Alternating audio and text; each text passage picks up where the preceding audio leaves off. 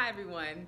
So this video is going to be kind of about my political view, maybe part two, in like what's going on, and what kind of sparked this is, over the past like couple of days or so, just various comments and messages that I've received, and also my husband.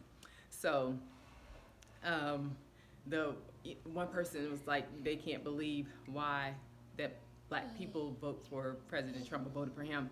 And my response is, you know what? I do what the Father tells me to do. That's the bottom line. I do what He tells me to do. And so, end of story. It doesn't matter what anybody thinks or feels about it. And again, I voted for President Trump this time.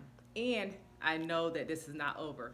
People like, my husband got a call the other day like, oh, it's a great day to be alive, vote Biden won. And I said, and I responded, I'm like, stop, Hannah. I said, it's not over. That was my response. It's not over.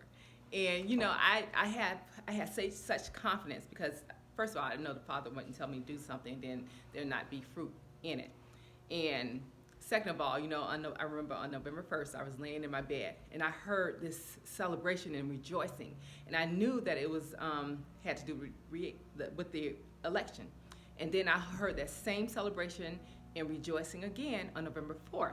So, I had great confidence. And then following along with scripture, I know the season that we're in and the time that we're in. And then last night, I was listening to this guy, and he talked about 1 Kings 1, and I forget the chapter. But anyway, I went back and read the whole chapter last night. And when the scripture says there's nothing new under the sun, there is absolutely nothing new under the sun. So in 1 Kings, you read about how Adonijah, who was David's second oldest son after Absalom, his oldest, died. So he was the second, and this was towards the end of David's life.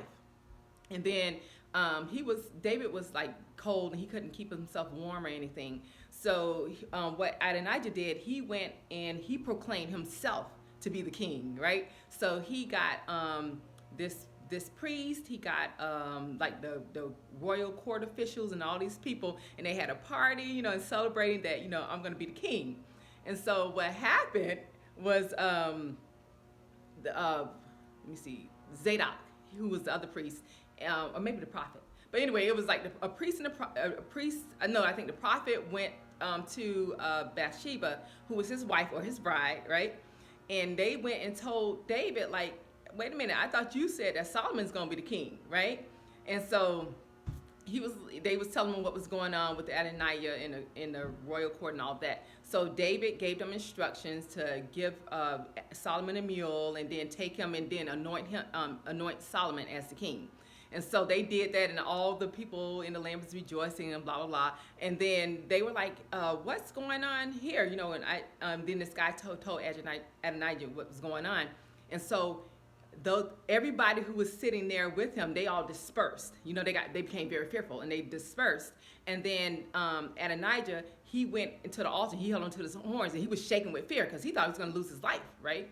And so anyway, the whole point of the story is that there is nothing new under the sun. And though Joe Biden has declared himself the president, it is not over. The whole thing hasn't even, some states haven't even certified the whole thing yet. So people who are, rejoicing and all this stuff, all I can say again is it's not over. And you know what? You stand and you see what the Father is doing, because that's the thing. You have to follow on with the Spirit. So the people who are believing the Father, what He said, that man, President Trump is his man, you stand firm. It's not time to back down. And this has been such a great time for the church, and this is like, you're hearing the media and the news declaring a thing that's just not the truth. That's like listening to the prophets of Baal. So we're not going to listen to the prophets of Baal, because if the Father says something, you stick with what He said.